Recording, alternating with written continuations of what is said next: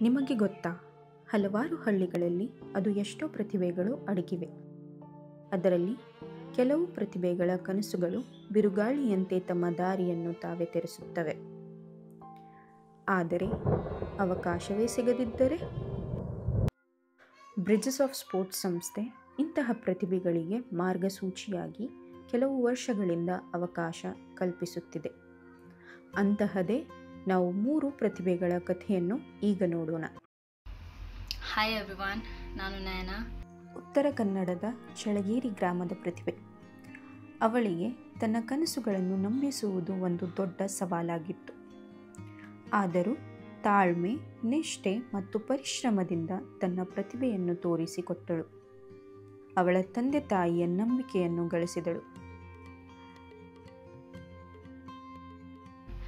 So ನಾನು sprinting start ಮಾಡ್ತೇನೆ ಅಂತ ಹೇಳಿದಾಗ, ಅಥವಾ ನನಗೆ ಸ್ಪ್ರಿಂಟಿಂಗ್ ಮಾಡುವ ಅಪಾರ್ಚುನಿಟಿ ಸಿಕ್ಕಿದಾಗ ನನ್ನ ಪೇರೆಂಟ್ಸ್ ಯಾರೂ ಒಪ್ತಿರ್ಲಿಲ್ಲ. ಅಂದರೆ ಅವರಿಗೆ ಅದ್ರ ಬಗ್ಗೆ ನಾಲೆಜ್ ಕೂಡ ಇದ್ದಿರಲಿಲ್ಲ. ಅವರಿಗೆ ಸ್ಪೋರ್ಟ್ಸ್ ಅಂದರೆ ಏನು ಅಂತ ಗೊತ್ತಿರಲಿಲ್ಲ.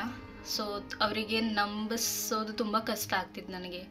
ಮತ್ತು ನನ್ನ ಕೋಚಸ್ ಕೂಡ ನಮ್ಮ ಮನೆಗೆ ವಿಸಿಟ್ ಮಾಡಿದರು. ಅವ್ರು ಬಂದು ಎಲ್ಲ ಎಕ್ಸ್ಪ್ಲೇನ್ ಮಾಡಿ ಹೇಳಿದರು ಯಾವ ಥರ ಇರುತ್ತೆ, ಯಾವ ಥರ ನನಗೆ ಸ್ಪ್ರಿಂಟಿಂಗ್ ಮಾಡಿದರೆ ಅಪಾರ್ಚುನಿಟಿ ಸಿಗುತ್ತೆ, ಮತ್ತು ನನ್ನ ಲೈಫ್ ಸ್ಟೈಲ್ ಹೇಗೆ ಇರುತ್ತೆ ಅಂತ.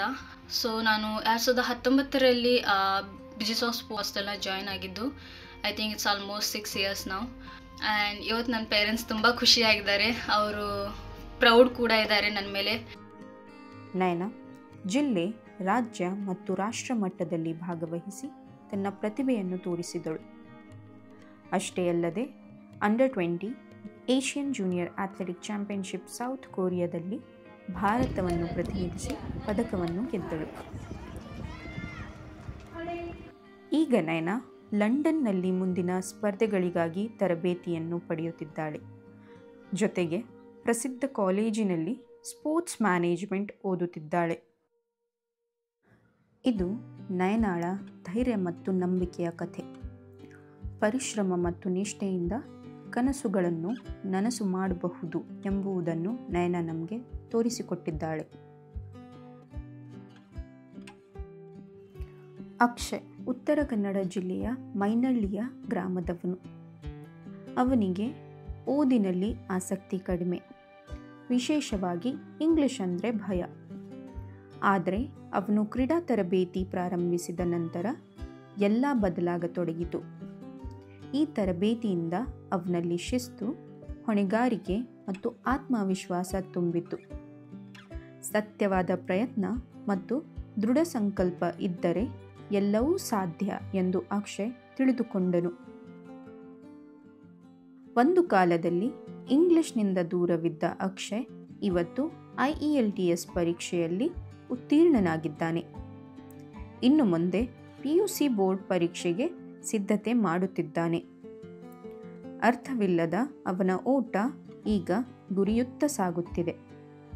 ಅವನ ಬದಲಾವಣೆ ನಮ್ಮೆಲ್ಲರಿಗೂ ನಂಬಿಕೆಯ ಪಾಠವಾಗಿದೆ. ಮಮತಾ ಕಲಿಕೇರಿ ಗ್ರಾಮದಿಂದ ಬಂದ ಹುಡುಗಿ.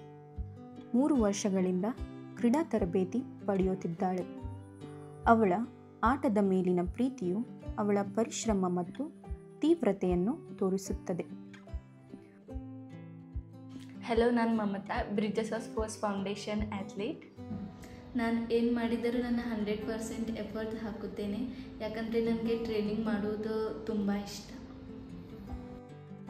ಮಮತಾಳ ಕಥೆಯಿಂದ ನಮಗೆ ತಿಳಿಯುವುದು ಏನೆಂದರೆ, ಗೆಲುವು ಎಂದರೆ ಕೇವಲ ಪದಕಗಳಿಗಾಗಿ ಅಲ್ಲ, ತನ್ನ ನಿಲುವು ಹಾಗೂ ಆತ್ಮದ ಅರ್ಪಣೆಯಾಗಿದೆ. ಈ ನಿಷ್ಠೆಯಿಂದ ನಾನು ನನ್ನ ಕನಸುಗಳನ್ನು ಸಾಧಿಸಬಹುದು ಎಂಬ ನಂಬಿಕೆ ನನಗಿದೆ. ನಯನ, ಅಕ್ಷಯ್ ಮತ್ತು ಮಮತಾ 3 ಊರುಗಳು, 3 ಹಾದಿಗಳು, ಆದರೆ ಒಂದೇ ಮನೋಭಾವ. ಅವರ ಜೀವನ ನಮ್ಮೆಲ್ಲರಿಗೂ ಶಕ್ತಿ, ಪ್ರೇರಣೆ ಮತ್ತು ನಂಬಿಕೆಯನ್ನು ನೀಡುತ್ತದೆ. ಅವರು ನಮ್ಮಲ್ಲಿರುವ ಕನಸುಗಳನ್ನು ಜೀವಂತವಿರಿಸುವ ಯುವ ಪ್ರತಿಭೆಗಳು.